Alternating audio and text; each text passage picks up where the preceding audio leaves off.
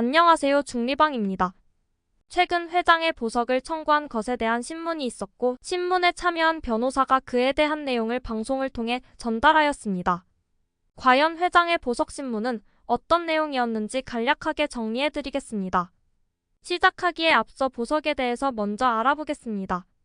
1. 보석의 의미. 보석은 석방을 보증한다는 의미로 일정한 보증금을 납부하는 조건으로 구속된 피고인을 석방하는 제도입니다. 그러나 보석이 허가되었다고 하더라도 무죄를 의미하는 것이 아니며 좀 더 자유롭게 활동하며 재판을 받도록 해주는 차이가 있을 뿐입니다. 만약 회장의 보석이 허가되면 사회에 나와 회사를 운영하며 재판을 받을 수 있게 되는 것인데 회장은 지금 사회에 나와도 피해자의 돈을 돌려줄 능력이 없기 때문에 오히려 보석 허가를 받지 않고 구치소에서 출석하면서 재판을 받는 것이 더 안전하지 않을까 하는 생각이 들 수 있겠습니다. 2. 보석 결과의 기간. 보석 청구를 받은 날로부터 7일 이내에 결정을 해야 합니다. 즉, 당일에도 보석을 허가할 수 있으며 신문기일로부터 일주일 안에 결과가 나온다고 생각하시면 됩니다. 3. 보석의 절차. 첫 번째로 보석을 청구합니다.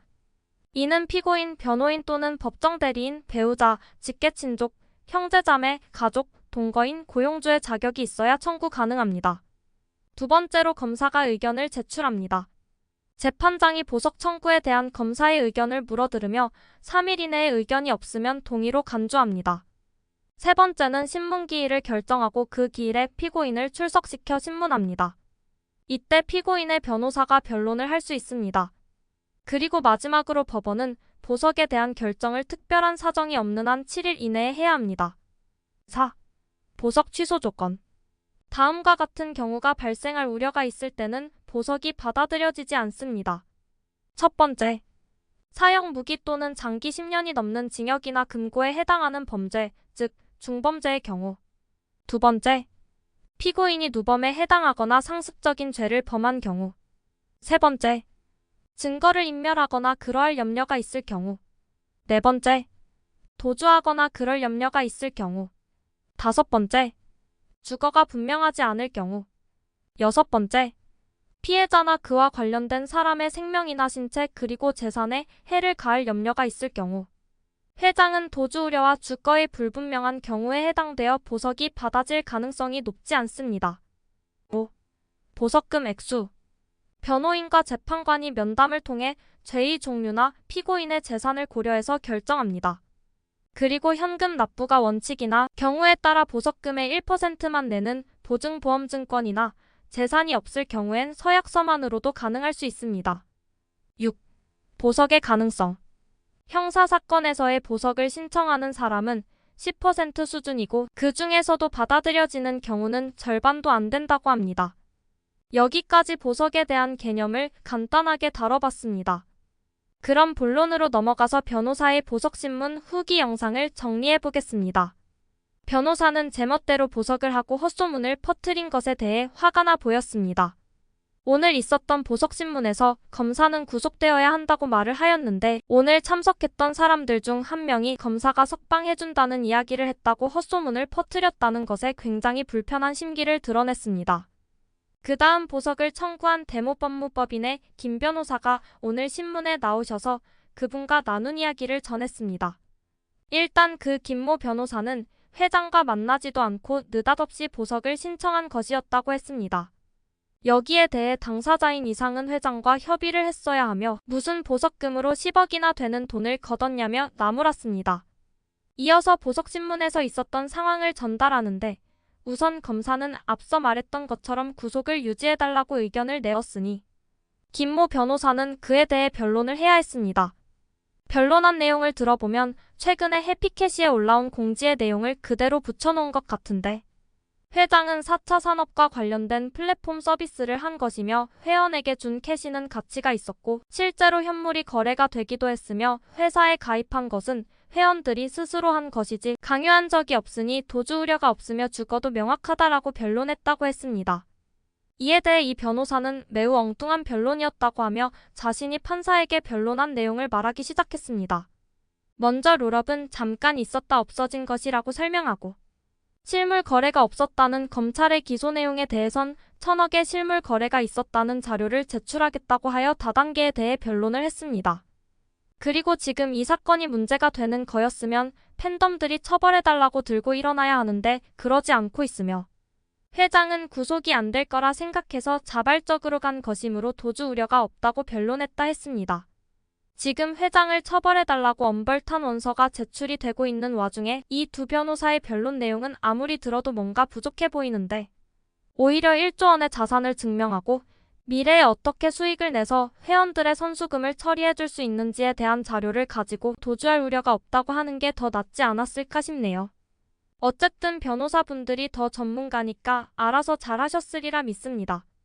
다시 변호사의 발표로 돌아가면 너무 예상치 못하게 갑자기 보석이 된 것이라 제출할 자료가 부족했는데 이에 대해 판사에게 보석 신청한 김모 변호사의 자료만으로 충분하면 보석 허가해 주시고 미비한 부분이 있다면 자료를 더 보충해서 내겠다고 말했다 했습니다.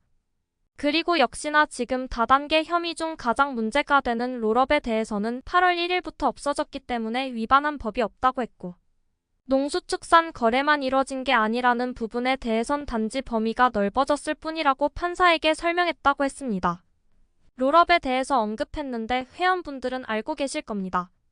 한동안 15대 추천인까지 가능했던 롤업이 계속 유지되었다가 갑자기 지난 여름에 사라졌는데 그 이유는 당시에 변호사가 회장에게 다단계 문제가 될 수 있다고 하여 없앴다고 알려졌습니다. 이미 조사를 받고 있던 회장이기에 최대한 문제를 줄이려고 했던 것인데 롤업이 가능했던 기간이 있었던 것은 사실이며 이에 대해 판사가 과연 봐주고 넘어갈지는 모르겠네요. 이런 변호사의 행동에 대해 오히려 석방을 방해한 것이 아니냐는 부산 트리플 모임일동의 문자에 대해 변호사는 내가 자료를 더 보충하겠다고 한 게 석방을 방해한 것이냐며 분노를 표현하였습니다.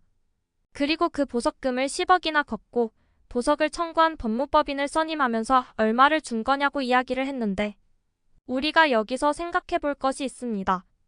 회원들에게 걷어간 후원금에 대해 감사보고를 했을 때 변호사 비용이 1,650만 원이 들었다고 했는데 이건 대체 어떤 변호사를 수임하는 데 들어간 걸까요? 이 땡땡 변호사는 팬덤 비대위를 위한 변호사가 아니라 본사와 그 운영진들을 위한 변호사로 보여 팬덤 비대위가 수임한 변호사는 아닌 것 같은데 그럼 혹시 그 돈으로 보석 청구를 한 법무법인의 변호사를 수임하는 데 들어간 비용이 아닐까 하는 의문이 듭니다. 만약 그렇다면 막무가내로 보석 요청을 한 집단은 팬덤 비대위라고 보여지긴 하는데 일단 변호사의 이야기를 더 들어보겠습니다. 변호사는 자기들 모르게 뒤에서 일을 꾸미지 말고 같이 협조해달라고 하면서 드러내면 좋을 텐데 아무런 연락도 없이 제멋대로 행동한 것에 대해 부천 팬덤 비대위를 계속 비판했습니다. 이에 대해 팬덤 비대위의 관계자가 계속 부정하여 그럼 부천 팬비가 한 게 아니라고 수습했으나 부천 비대위와 관련된 부산분들이 했다는 이야기까지는 들었다고 하였습니다. 과연 누가 한 건지는 확실하지 않지만 팬덤 비대위 관련한 사람이라고도 했고 팬덤 비대위가 실수를 자주 해서 이번에도 팬덤 비대위의 일부 세력들이 분열되어 몰래 한 것이 아닌가 하는 의심이 드는 건 어쩔 수 없네요.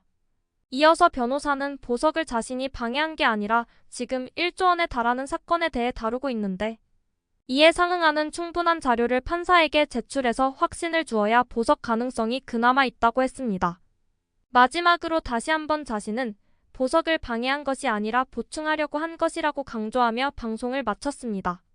그런데 이렇게 팬덤 비대위가 비난받은 상황에 기분이 나빴는지 운영진 중 하나인 정 매니저가 이 변호사를 사임시켜야 한다고 말해 큰 파장을 불러일으켰습니다. 이에 대해 팬덤들은 왜 변호사를 사임시켜야 한다고 말했는지 숨기는 게 있냐고 해명하라 했더니 정 매니저는 나중에 다 알게 될 것이라고 말을 돌렸고 팬덤들의 분노는 사그라들지 않고 계속 다툼이 발생했습니다.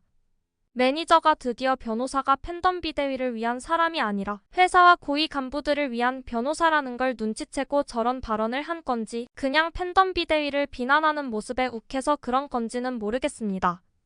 하지만 변호사는 팬덤들이 원하는 출금이나 가맹점에 대한 이야기는 하나도 없을 만큼 단지 회사 간부들의 혐의를 벗겨 나오게 하는 것만이 목표인 것으로 보이는 건 맞습니다. 뭐 결국 회사 간부들이 나와서 다시 운영을 하게 되면 팬덤분들이 좋은 건 맞지만 변호사의 수임 주목적이 뭔지에 대해선 생각해 볼 만 하겠습니다.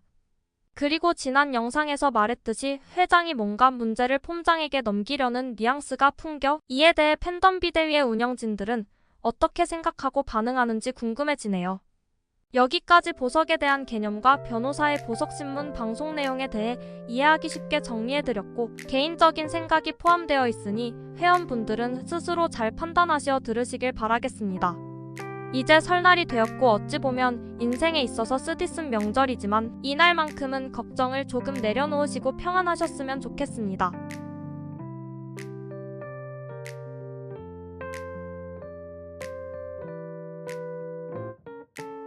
오늘도 시청해주셔서 감사합니다.